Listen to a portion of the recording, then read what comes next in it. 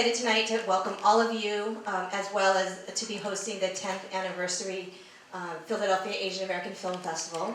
And I'm very excited about this next film. I had heard about it earlier in the year when Asian Arts Initiative had in our gallery a show called Loving Blackness that was looking at the intersections between Asian and Black communities and moments of solidarity as well as moments of tension. And so I had actually gone to San Francisco hoping to see this film and missed it. And so I'm very, very excited to have the opportunity tonight, along with all of you, to be able to finally experience Blasian Narratives. But before the film, I need to introduce Rob Boucher, who is the director of the Philadelphia Asian American Film Festival. Thanks, Dan. Wow, awesome crowd. So thrilled to have you all here to celebrate this anniversary and just be a part of this program. You know, I think that this is definitely one of the more interesting kinds of presentations that we have, because this is going to be part film, part live spoken word, and then we'll do a Q&A afterwards as well. But we have two of the performers who are in the film, Alani and Julian, up here at the front. Give them a big round of applause. They'll be introducing themselves later in the program, so enjoy this first part, and I know I'm certainly looking forward to the live component as well. But you know, it's so important we have these kinds of discussions, because I think that when we think about race and ethnicity, we don't really talk that much about the mixed race experience, and when we do, we hardly ever talk about the mixed race with African American or African anything, right? So this idea of examining Afro-Asian connections and the mixed race identity through that lens, I think, is very critical at this moment in our country's history. So thank you all for coming out, supporting this, and being a part of this discussion. So yeah, enjoy the program.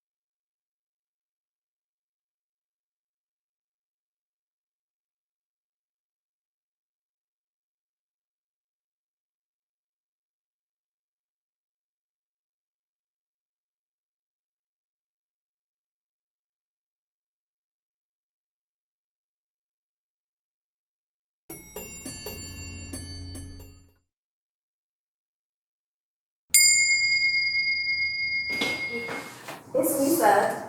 Do you see in widescreen or? So Jessica, can I get round tips or square? Wait. Hey, I know you're Black Filipino, so what's it? Mayweather or Pacquiao? Okay, I know. So between you guys, is one of your picks really small or really big? No, we're not gonna ask. Wait. But come on, I know y'all see. It's Cornell West looking ass over here. I know you're radical, brother, but yo, can I please buy you some conditioner? Yeah, Shananti, yo, I'm in this Indian dance team. Can you teach me the Indian bobblehead? So, is that real hair or just weave? No, check this out.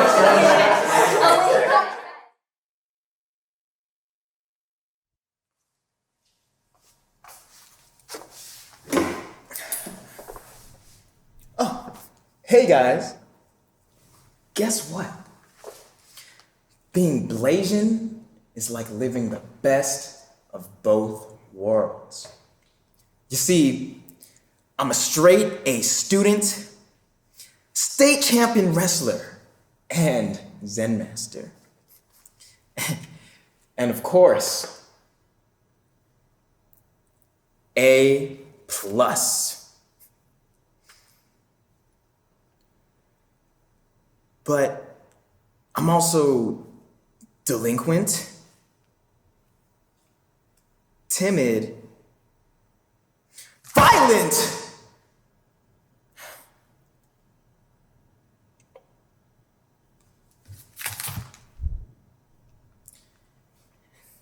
D minus.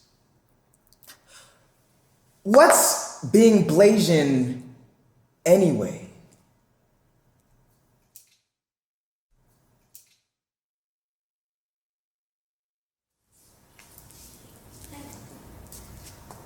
Sharanti? Sharanti. There's no A at the end, it's just Sharanti.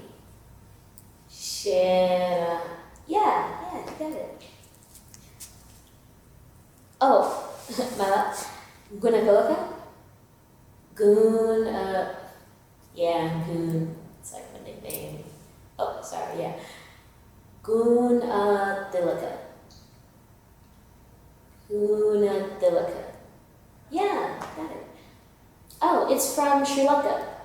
Yes, the Nicki Minaj song. Yeah. No, it's an island south of India in Asia. Yeah.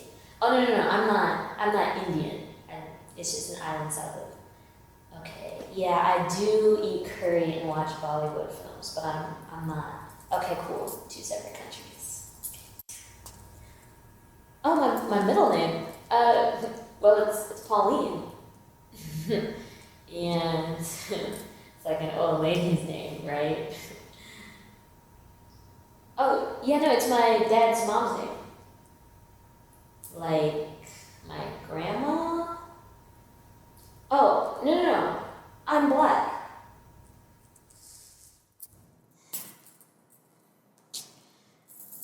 You think I would be annoyed having to go through that script every time I introduce myself. But really, it's not that bad. I mean, no, I know Sri Lanka is a part of Asia. It's just weird having to claim something so new to me. Because in all honesty, I never called myself Blasian until I came to Atlanta. Can I be honest with you guys? Okay.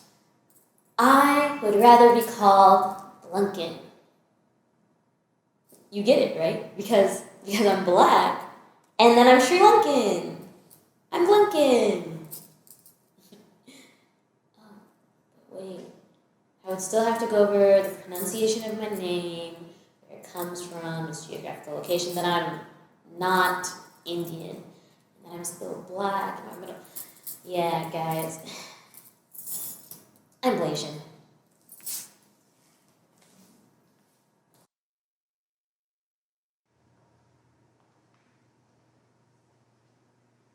Hawaii, melting pot of the world, paradise of multicultural harmony, the land where cultural continuities get thrown into a big pot to make chop suey.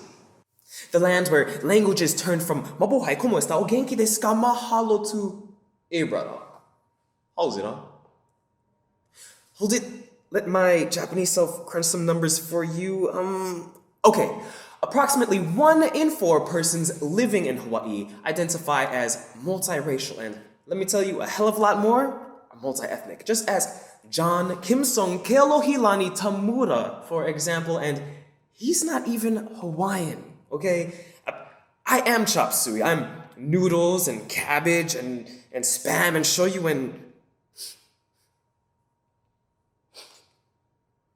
onions, because let's be serious, I feel a little funny sometimes, but Hawaii is full of chop suey. We've got Chinese, Japanese, Koreans, Filipinos, Portuguese, Popolos, Haoles, Polynesians, Micronesians, bananas, Oreos, and my personal favorite, Katonks. So, I mean, I'm Blackanese American, but if everybody else misled that, I suppose I can fit in too, huh? Yeah, I mean, well, that's how it would seem on the surface. Let me take you back to '05. Me in Little Hawaii at Ala Moana Shopping Center, and I'm wearing FUBU jeans, an LRG shirt, and I'm about to buy my very first fitted cap. The city I repped? Los Angeles, California, of course, the city of Eazy-E, Dr. Dre, Ice Cube, Ren, and Yella. Yeah, I was a nigga with attitude. And hey man, don't you give me that face, cause I was a loped out gangster set tripping banger, and my homies is down, so don't arouse my anger, fool! I was crumping, getting buck, and my dad, he busted through the door and said, son, what the hell are you doing? Cut that gangster shit out. You think you in a gang or something? Nah, Dad, I'm just being me. I'm black, aren't I? You can imagine the dismay of my father to realize that his own son had fallen into the terrible misconception of a society from which he had flown 6,000 miles away from in order to attempt to instill in his son what it truly meant to be a black man.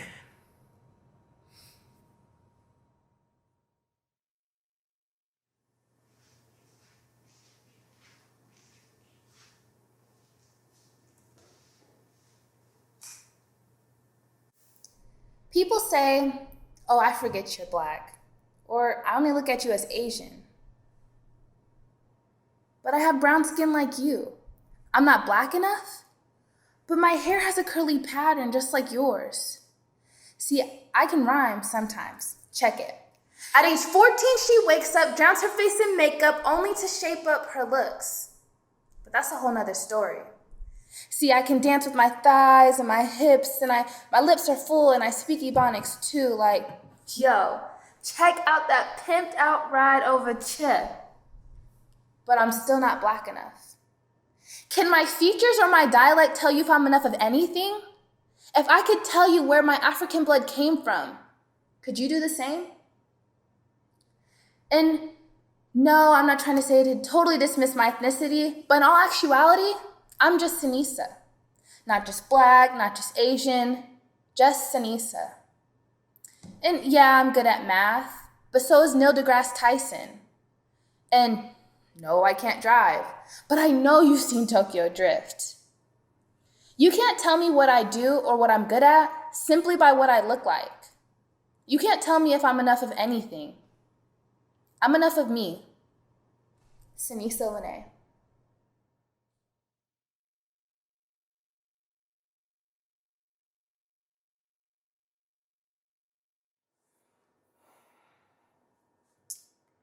When you first see me, you'd probably think I'm Asian. And I am. I'm Asian. I'm Vietnamese, but I'm also a quarter Caribbean. You see, both my parents were born and raised in Vietnam, but my dad's dad is black. He's from this tiny island out in the Caribbean, and he met my grandma because he was serving in the French army and he was stationed in Vietnam.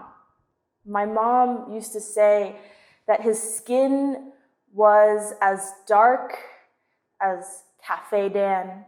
Growing up in Orange County, I didn't know any black people. I was surrounded by white and Asian faces. So blackness was really a foreign concept to me. Telling people that I was black was like telling people that I was a bisexual. It was kind of like my first queer woman's mixer. I'd gotten this new plaid flannel and I was buttoning it up in the mirror, but I really looked at myself and I thought, what will people think? How will they see me? Am I butch enough? Am I femme enough? Over time, I started to be more comfortable with who I am and stopped caring so much about what other people think.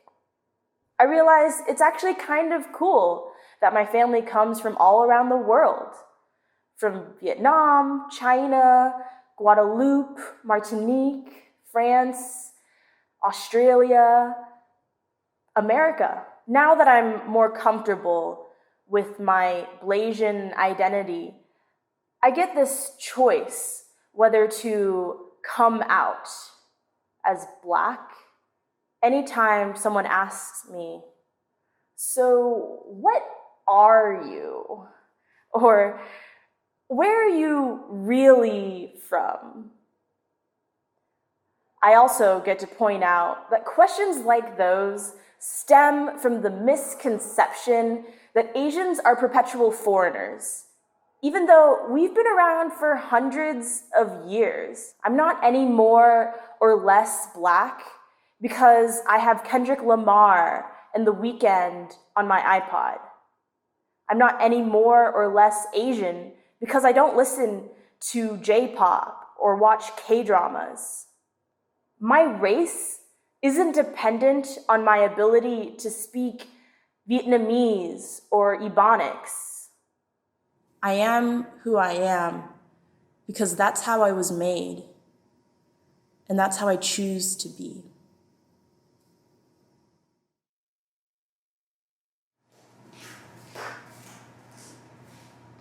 Yellow fever is approaching an all-time high, reported by NPR. According to statistics from heterosexual dating app research, Asian women are preferred over all women by men of all races, except for Asian men. This epidemic can be equated to the sexual phenomenon known as jungle fever, as it applies to Black men. Strange how two groups of people can cause such medical concern with just their physical appeal. Yellow fever, jungle fever. If my mom is Asian and my dad is Black, and they're both factors in spreading these diseases, does that make me fatally attractive? I mean, seriously though, it seems like my attractiveness is just heightened by the magical mixture of these two identities. My petite structure and docile face from my mother, my hair, my hips, my lips from my father. I'm so exotic that they have yet to diagnose what exactly that fever is that so many men seem to be coming down with every time they're around me. I mean, they start to lose their balance, they kind of sweat. Some of them can't even talk straight. I don't know what it is, but it must be serious. According to research, Black women get the lowest response on online dating. So, the attractiveness of one feminine other might not be enough to cancel out the feminine other that doesn't seem to be wanted by people. All I know is that when someone catches my eye, no matter what race they are, I always seem to find myself having to ask still, does he like Black women? I find myself having to ask for all of the guys that drink a little too much liquor and when they're really feeling it and start to list off the girls that even though they write off all the other Black girls, they still consider me. Just for a minute, because I'm attractive, but only until they realize that I'm Black too. I have to ask for the guys that are tweeting about role-playing slave and master, because somehow that offensive kink will get more attention on dating apps than the kink in my hair. I have to ask, does he like Black women? And I have to be prepared to hear that the answer is yes, especially mixed girls like you. But that's okay. I've been prepared for that every time I hear that Black and Asian mixed babies are the most beautiful babies in this world, because I know that we'll grow up to be the most beautiful, most fetishized Asian, most hypersexualized Black, most exoticized, most controversial, most confused people in this dating pool.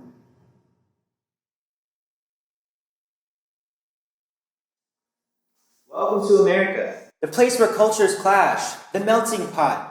And somewhere in the center of that melting pot, you'll find me. Me being Malcolm, Chung, Litsapi, and...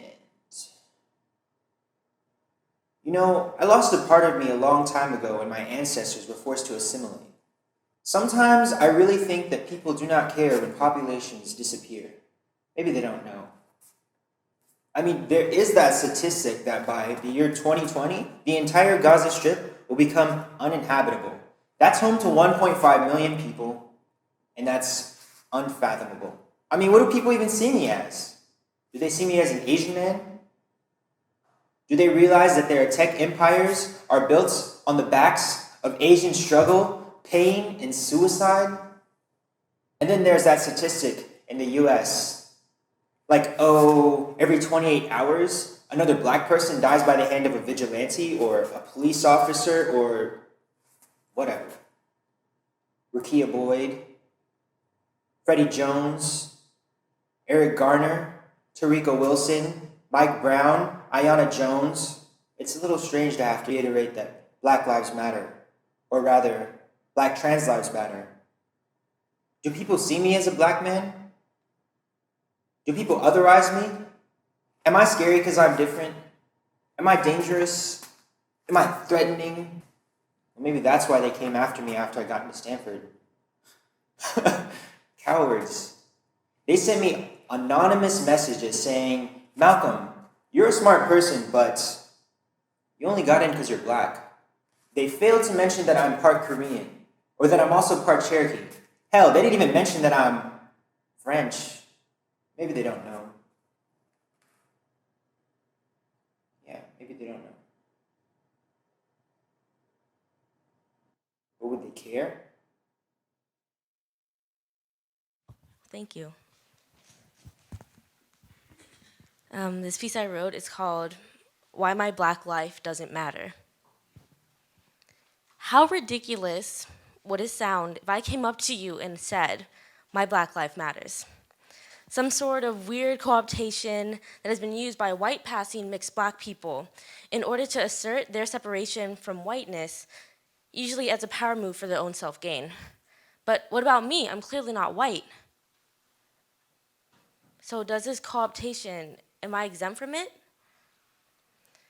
In a students of color space at school, I said that I would never dread my hair, wear box braids, use Black vernacular, even if my family does. Someone asked me, but if you're half Black, shouldn't it be okay?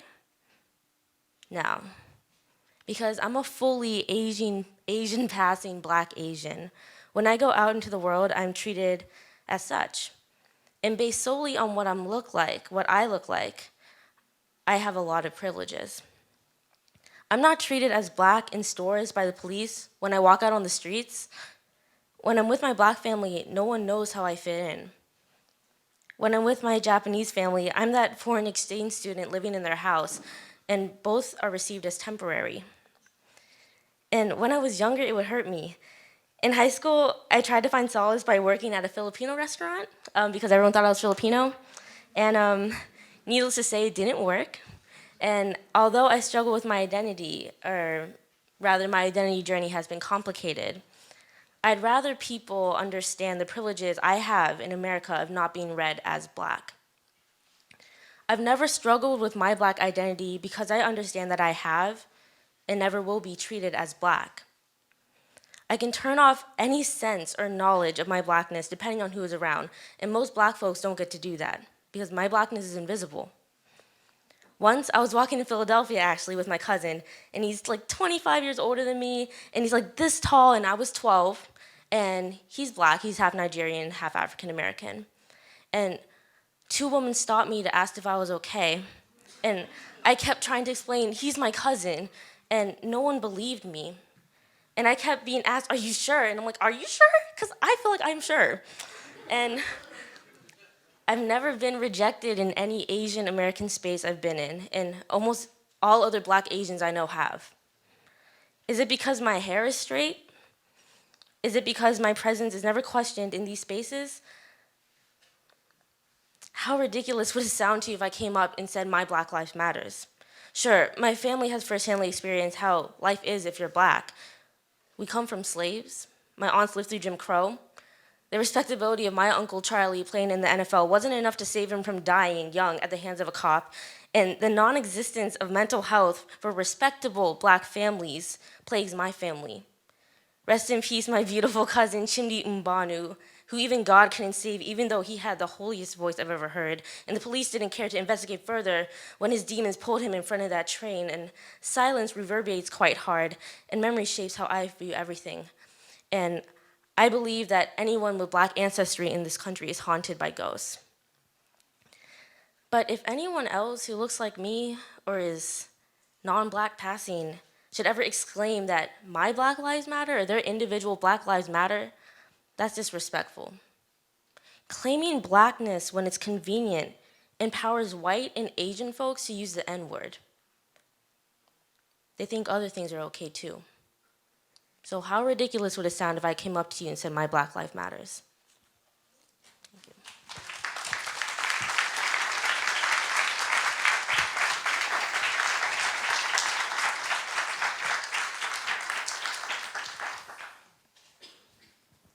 Oh, お久しぶりです。お元気ですか？あ、よかった。は？うん。俺も元気。卒業の切符。when and how many? ごめん、知らない。It's good to see you too. This is typically how I greet my Hawaii Japanese family as they come over to my family's home for our annual hoji, or memorial service. My dad, typically a people person, is quieter than usual as my aunt, uncle, and cousins all chatter in Japanese. My mom listens but replies in English. Hey, Mocha, okahana watteru? Yeah, I finally have the rice this time. Hey, yokatta, kyonen no sugurachatta ne. Yeah, that was so embarrassing. We had to go to the store and buy the microwavable kind. As my mom and aunt chat, my dad takes this moment to make small talk with my uncle as he prepares the shrine. My entire Hawaii Japanese family understands perfect English, but I suppose in the heat of the moment, they forget that my dad and older brother can't understand a lick of Japanese. My dad always speculates they could be talking shit. I reassure him they aren't. As the ceremony begins, everybody takes their seats, pressing beaded bracelets between the hands, some of us with Buddhist text. My uncle recites the passages completely from memory, and my aunt and cousins all mutter the kanji text beneath their breaths. My mom just listens to my uncle's chanting, and Marlon and I, we scramble frantically to read the hiragana subtitles as quickly as possible. As for my dad and my older brother, they just sit there silently waiting to hear the last ring of the bell, signaling the end of the ceremony. I remember what it was like to be sitting in my first hoji. I always wondered if I was Japanese enough to be sitting there. But I mean, hey, my dad was right there too. But soon, my uncle won't be able to administer this service anymore. Am I Japanese enough to take his place? Am I Japanese enough for my Japan-Japanese relatives who don't even know I exist? Was I Japanese enough for my grandparents, whom we remember at this service? Were all the Japanese songs I learned and classes I took enough to satisfy them before their deaths? Before my Oji-chan passed away, he did something very symbolic. At the last hoji before he passed, he presented my father with 2 large bottles of sake, imported from Japan. He had never officially accepted my father as a part of his family, but I'd like to think of this as his way of saying, "You're Japanese enough."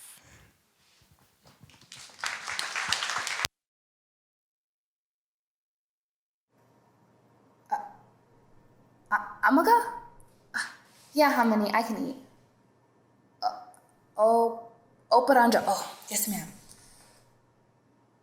How many?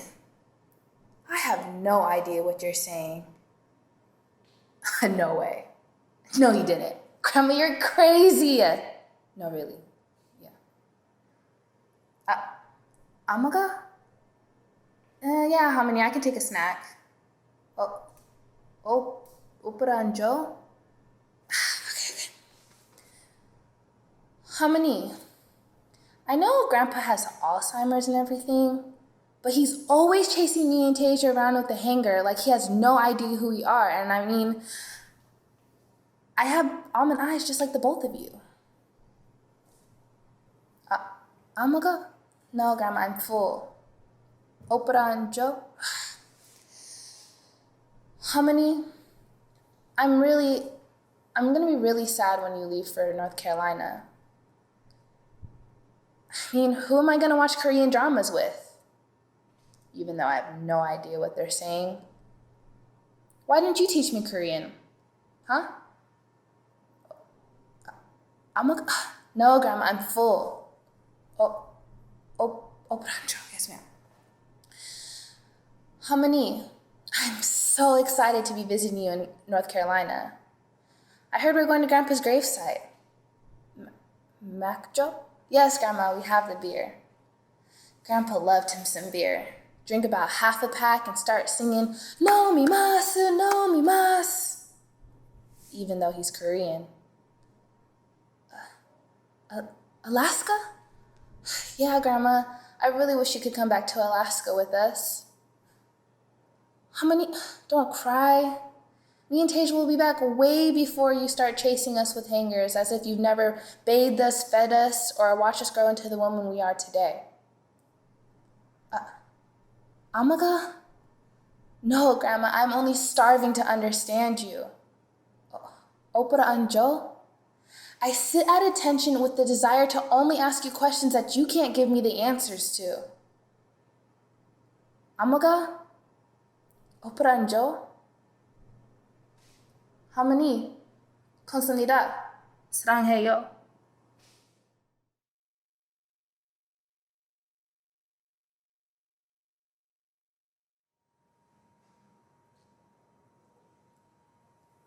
I'm sick of dating black women. I'm done. You want to know the truth of the matter? I'm not Christian. And to be clear, I know not all black women are Christian, and I know not all Christians would have treated me this way, but for a moment in time, that had become my reality. But you didn't know when I was singing gospel songs with you in the car. You didn't know when you invited me to attend church with you last Sunday. I mean, to you, I was kind, funny, had good character, I was of good moral standing, but then you asked me, and I said unapologetically, without second thought, I'm Buddhist. But you didn't hear me. You heard, I'm not Christian, not right, not saved, no good. Slowly you came back to reality, and I stood there watching you, waiting for your response. And I knew what it was going to be anyway. You said, oh, okay, that's interesting. And I waited for you to ask for an explanation, and you didn't. And that was okay, because I was tired of justifying my religious beliefs anyway, but I knew that what I had said would glaze you over, crystallize in time, and eventually you would ask what it is exactly that I believed in. And you would rediscover that we had so much in common, that we shared the same morals, the same values, and you could rest easy knowing that the man you had chosen was of good character. But then your parents came down, and what were you supposed to tell them anyway? That the man you were dating, whom you loved, who was not Christian but was good nonetheless? No. They didn't hear you. They heard, he's not Christian, not right, not saved, not baptized, no good. So we grew apart. You deterred by your parents, us by our lack of trust. No, your lack of faith in me for the absence of mine. I tried to grasp onto what fragments remained, tried to make sense of what was happening, why things had become so black and white between us when we had been loving each other in full, vibrant color. My own parents' upbringing had influenced my decision not to become Christian, and I had simply made the wrong one. You tried to tell me that everything would be okay, that none of this was my fault, but how could I believe you when every day I looked into the mirror, I wondered if I was looking at the devil himself? In my own Buddhist terms, I had become the ultimate temptation from which you had fled to become spiritually pure, released yourself of your desires, cleansed yourself of me.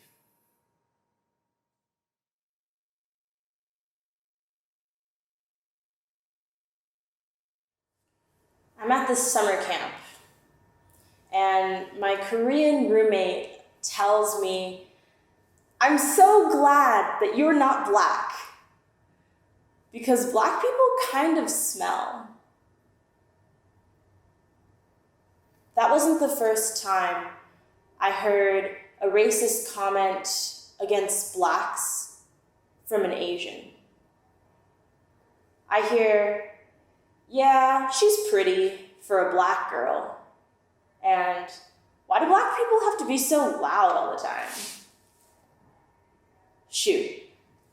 I even hear it from my mom. This one time she was driving to get gas, and she sees a black man pumping gas into his car. And she turns the car around and says, "Let's go somewhere else. It's dangerous here." Now this time I was like, hold up. How are you going to be racist when you married a black dude? Okay, a half black dude. All right, I didn't say it like that because, she's an Asian mom and all, so I would have been whooped or disinherited or something. But she responds, "Your dad's not really black. And besides, I was just scared." I guess she had a point. I mean, he did grow up in Vietnam. And even though he was bullied for his curlier hair and his darker skin, he was culturally Vietnamese. But I don't think that if he were to get stopped by the police, or if someone was thinking about pumping gas at the station next to him, that he'd be treated like he was just Vietnamese. This one time, I was on the subway in New York, and this group of black men were just talking amongst themselves, and I overheard one of them say, "I want me an Asian baby mama. I don't want to wife her or nothing, but we'd make some cute ass babies." I mean, I would think that Asians would get it. People are racist to us all the time. So why would we want to be racist to other people? Some people think that we're all well off and educated. But poverty, depression, and gambling are huge issues, among others, in the Asian community. Recently, my friend was just jaywalking around Stanford's campus. And this guy rolls down his window and yells out, "You can't do that here. Go back to China." Being a woman of color, particularly a mixed race woman of color, has made me more conscious of everyday racism. But I don't think it's that hard to understand. I mean, just step back and question what you might say. Am I being conscious of the feelings of others? Is what I'm saying based off of stereotypes or overgeneralizations? Would I say this in a room full of Black people or Asian people, Latinos, Native Americans? It's really that simple. Now, I don't think that I'm going to ever stop hearing racist comments, but I couldn't help but smile when I heard my Korean roommate say at the end of the summer, you know, I didn't really know any Black people before coming here. They're different than I thought.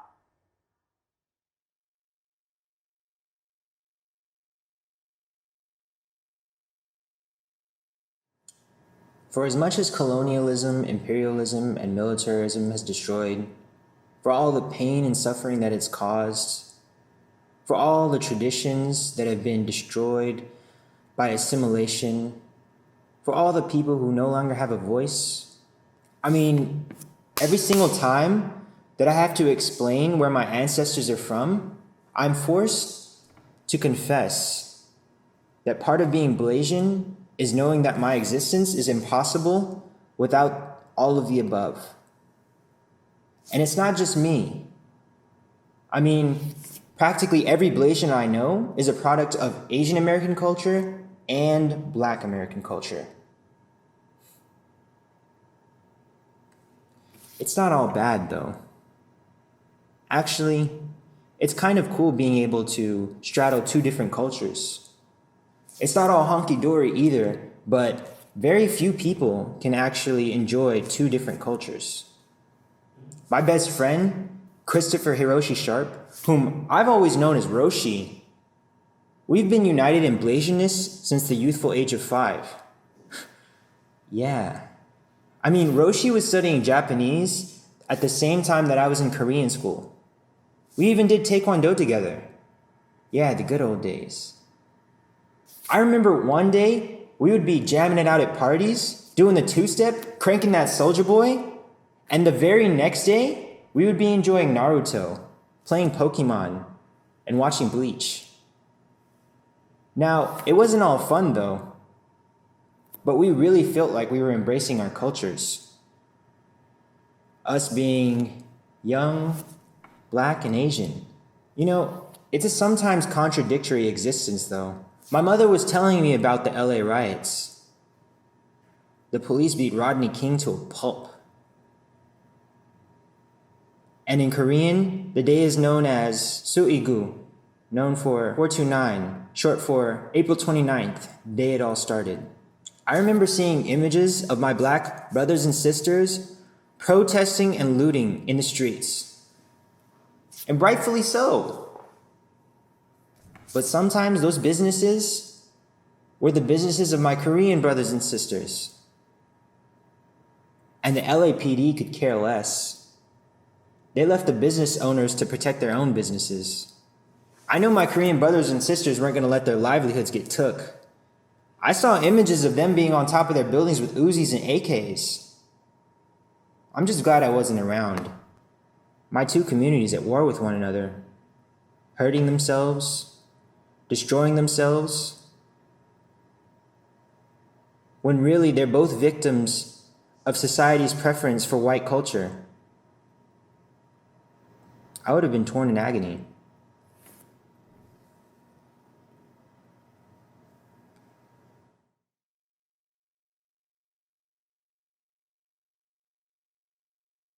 Pacquiao is fighting Marquez for the 4th time. I walked downstairs from my best friend's room to get more food because you know Filipino parties. 5% party, 95% food. Mano po. Hey tita. The woman I just greeted looks at my best friend's mother as though confused by the words coming out of my full lips. Oh, have you met Janae? Si friend ni Ella, Filipino ang kanyang nanay. Her mother is Filipino. And in an instant, this stranger's entire posture changes. Her eyes light up, and her initial disappointment with my greeting is dismissed because all of a sudden my skin is more familiar, my slender eyes make sense, and I'm no longer the one-dimensional shade of black she saw 3 minutes ago.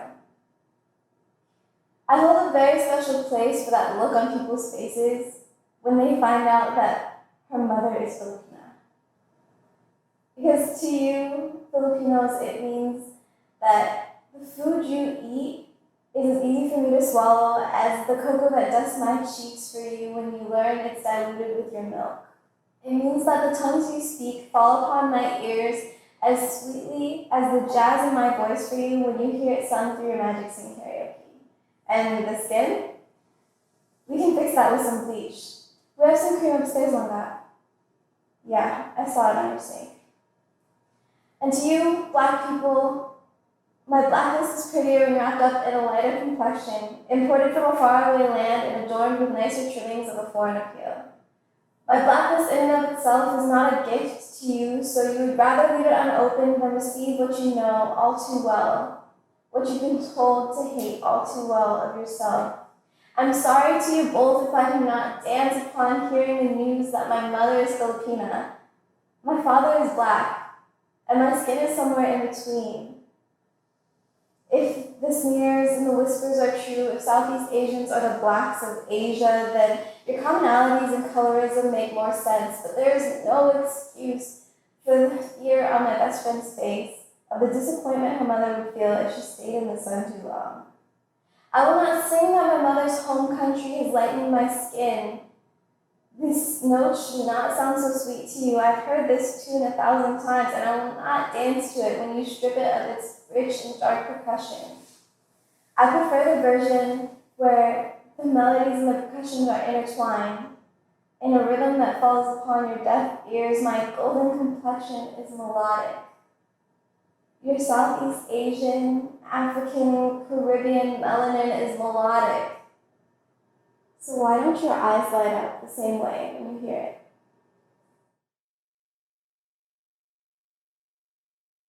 I used to despise the idea of being African American. I mean, could you blame me? My black side comes from my father, who wasn't in my life, which is typical, right? So who was supposed to teach me what it meant to be African American? I remember growing up and I had these red streaks throughout my hair, and I hated every strand of them because my dad had a full head of red hair. And these freckles all over my body, I hated every single one of them because he has a full face of freckles. Now, despite my disdain and unwillingness to identify with African American culture, my Sri Lankan mother specifically put me in spaces where I would not only be able to identify with my African American culture, but also appreciate it. And as I grew up, I knew I needed to know what it meant to be black because I'm not just Sri Lankan. Going to Spelman, a historically black women's college, I made the decision to figure out what it meant to be a black woman. And now every time I come home to my mother, who understands what it means to be a minority woman, but not an African American woman, and to my brother, who the only thing he knows about being a black man is the fact that he is one. Well, partially, right? When I come home to these two beautiful people, I have transformed into the black girl. After 18 years, they wonder what happened to me. My brother, he'll joke around and say things like, Shranti, just because you go to a black school doesn't mean that you're black. But Aya, katara handena. Don't you get it? Don't you see the way that they look at us? Don't you feel proud knowing how much our ancestors sacrificed for us to be here? Don't you get it? My mom, she'll say things like, while I may be black, that I'm Sri Lankan first, and then I'm black. But Mama uata adare, I love you, but you just can't teach me this. Claiming my African American culture has nothing to do with my absentee father. It's about understanding a culture I was born into, something that completes me and makes me whole. Because I'm black and I'm Sri Lankan. 100% of the time, all of the time.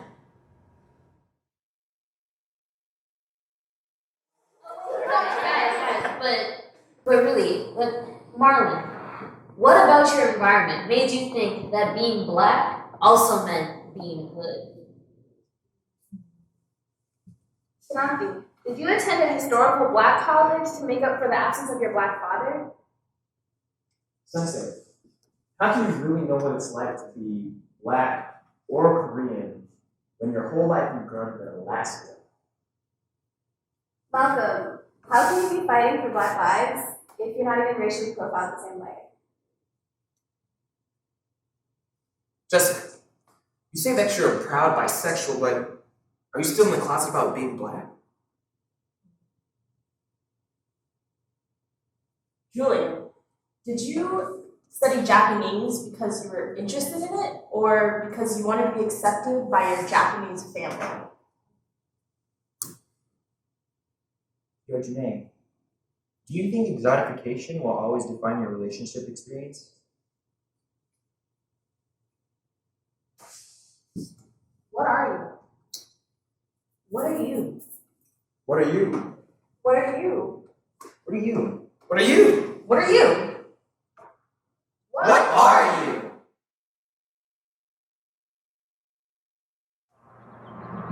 I am Julian U. Booker. U being a Japanese translation of the Sanskrit phrase, elbow room. What can I say?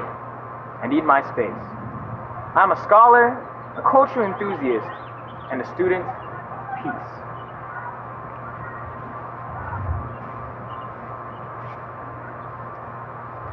I am Sharanti Pauline Gunathilaka. I'm an activist, feminist, environmentalist. I'm a Sri Lankan woman who believes and appreciates in the teachings of Lord Buddha, and an African American woman who believes she should stand at the forefront for environmental and social justice issues.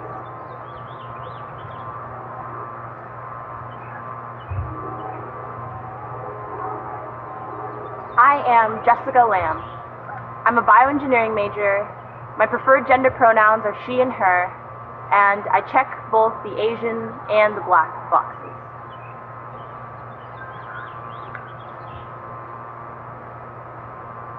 I am Sinisa Lene Gavin, also known as Sensei. I'm a Spelman graduate, a future actress, and proud teacher of Uncommon Schools, paving the way for our scholars to receive the best education that they deserve.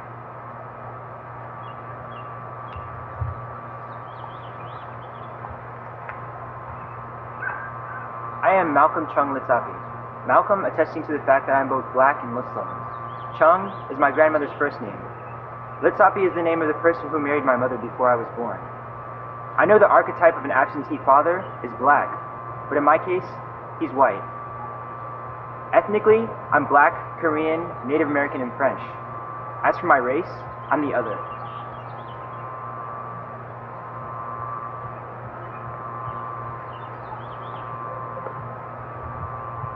I am Janae Maynard.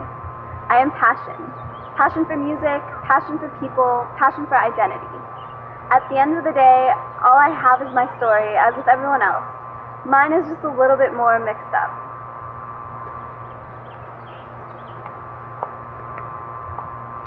I am Marlon Go Booker.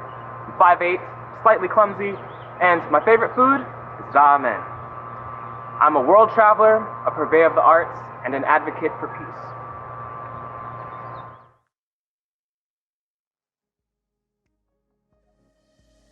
In any culture, there's breath and there's movement.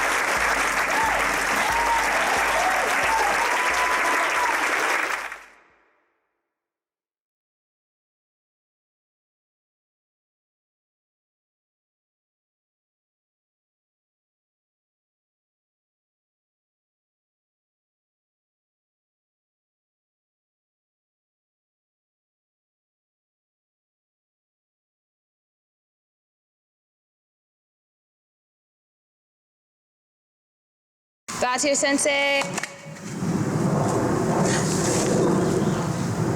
Hey, 1, 2, 3.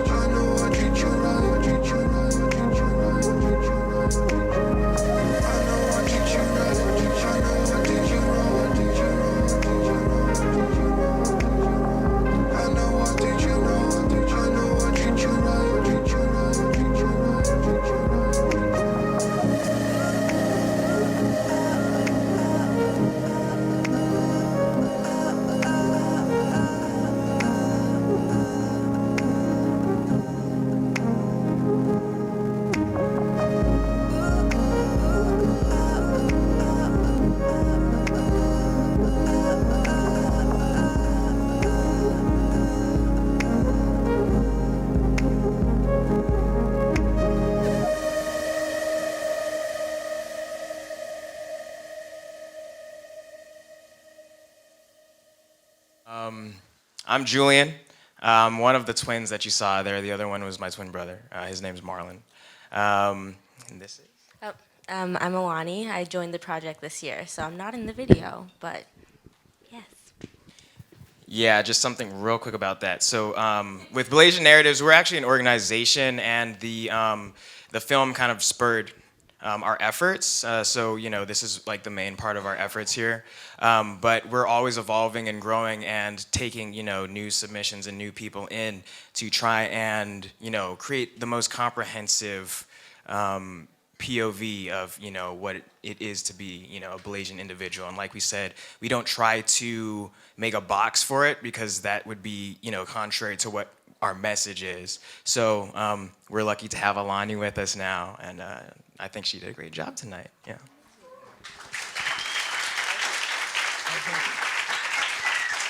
So since we're short on time, I'd love to just get it right out to audience questions. I can run the mic if you guys want to use this one. Oh, sure. Questions?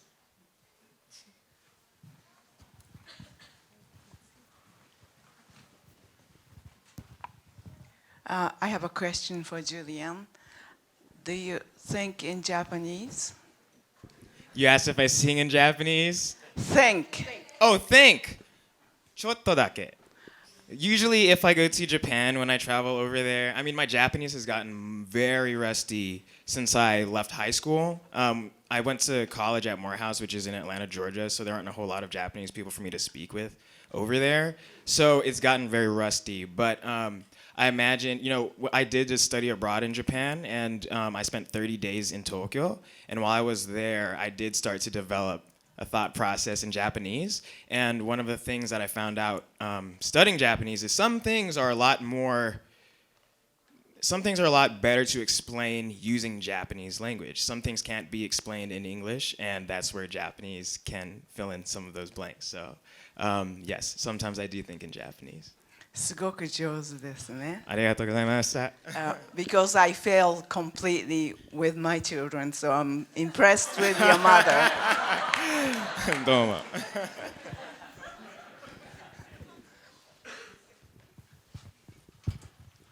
So I'm wondering, you know, as a person who's grown up in the United States, but from a culture that's outside the United States, I'm wondering, how do you think this project and how do you think this film would be useful to, you know, children who are coming up right now? So one of the goals of this project was to not only dig into Blasian identity, but also just mixed identity in general. Growing up mixed in America, and a lot of people in America are mixed. Usually your identity crisis happens around middle school. That's when people start to become more self-aware. And so with this project, we want to sort of offer some tools and some ammo for people to use when they're struggling through that identity crisis, especially in middle school where there's a lot more going on than just your ethnic identity. So that's part of the reason we like to travel to different film festivals. A lot of our groundwork is with colleges and universities. So we like to go over there and try and engage and open up a dialogue with other people where it makes it more comfortable for them to talk about this sort of thing and work through these things themselves and with other people. Let's see. Sorry, I lost my train of thought there. Going to colleges. Yes, so like one of the things we would like to do, and we have actually started doing, is going to more than just colleges, but like schools or primary and secondary schools. We actually did a performance and a screening at the Baha'i Center in Atlanta, and we did get a large turnout of kids as well. And it's so endearing to us when we see kids in the audience, because that's where it really matters. We wish that when we were kids growing up that we had something like this to look up to be able to try and navigate that crisis.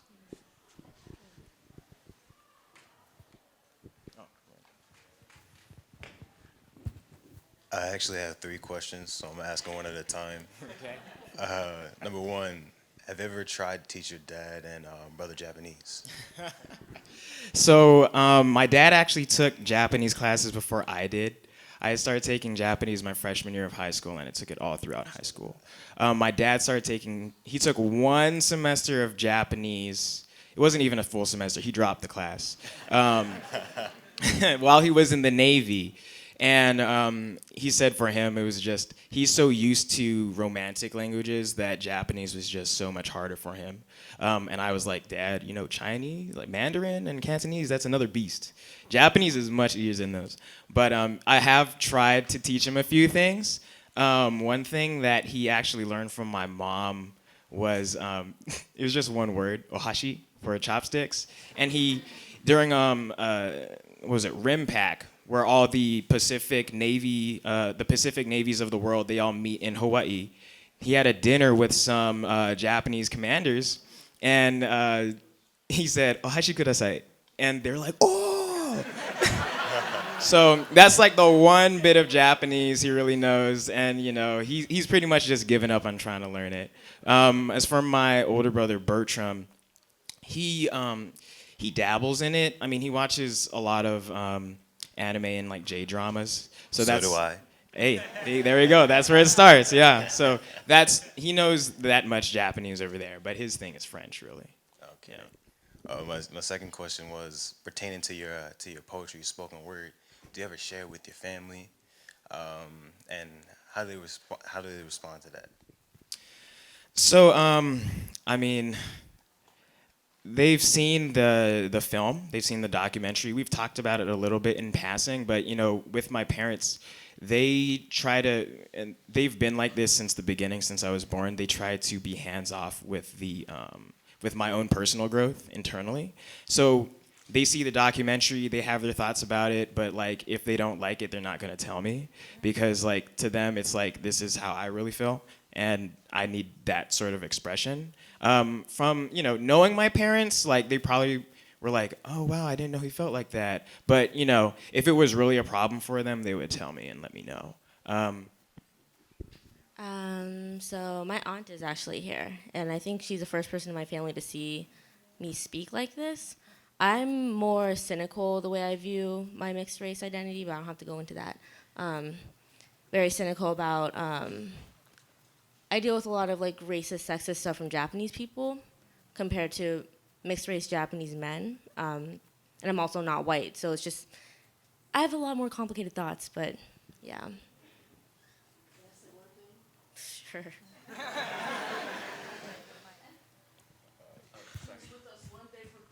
But you went and spent the whole Christmas with your grandmother who doesn't speak English. And how do you deal with that? Okay, well, I think out of my Japanese side, my grandma's the only person who cares about me. And I used to like not believe that, but then it's hard. You go once a year, like the black sheep, like, oh, you're the American. And my Japanese family from Hiroshima. So my grandmother was really upset that my dad left and had American kids. And so, but she made a conscious effort to try to get to know me, even though like we have a huge language barrier. And every year I go back, I can speak a little bit better. But it's just, I'm very skeptical about, like, I used to be very upset, like my Japanese family doesn't care about me, but then I've sort of come to accept it. It's weird. It's funny because like both sides of my family don't have any contact with one another, and I don't think we'll ever have contact with one another. And I used to think that was my responsibility to bridge it, but you know, like, at least for me, there's only so many battles I can fight, and so if my family doesn't care in Japan, I'm not gonna fight that battle, which is really, really dark. Didn't mean to make it dark, but yeah. So yeah. My third question was. Sorry. 恥ずかしい。あなたたちはお元気ですか？元気です。あ、そうそう。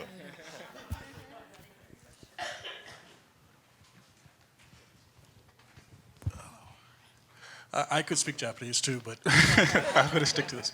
I was so moved by your poem, Does My Black Life Matter?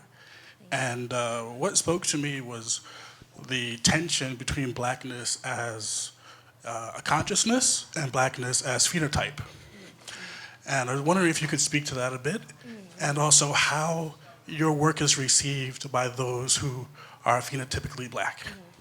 Well, I've only performed this piece one other time, which is at the Boston Asian American Film Festival, and that was like a month ago. So that was the first time I ever spoke that piece in person, and I feel as though like I feel a huge responsibility for not looking black, and so I really don't like when mixed race black people and they don't phenotypically look black start coming out of the cut like I'm black. Like I've never understood that, and it makes me really uncomfortable because I'm just like, yes, culture, like yes, like half my family's black, and like I love that, but I don't look black, and I wish people didn't feel so like butthurt about that. Like when I go out into the street, that's what I'm treated. I'm not treated as black, and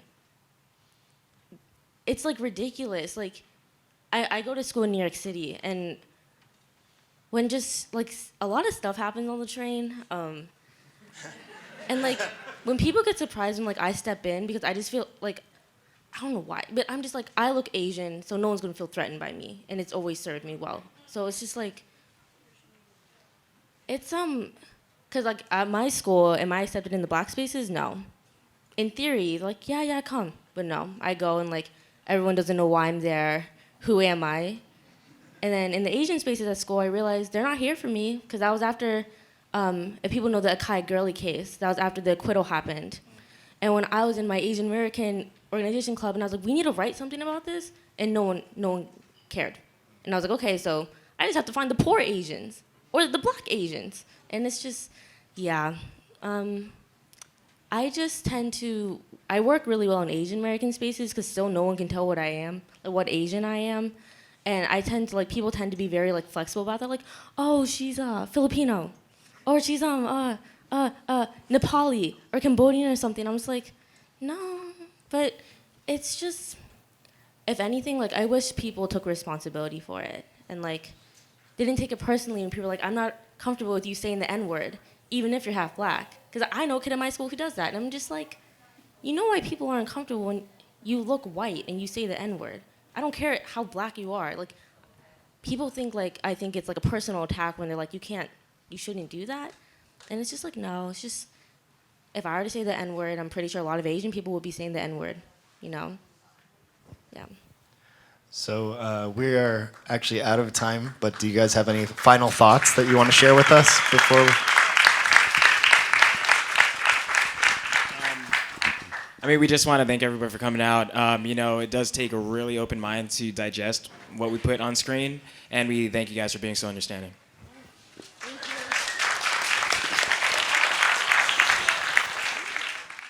Thank you both, and please keep up this great work. It's important.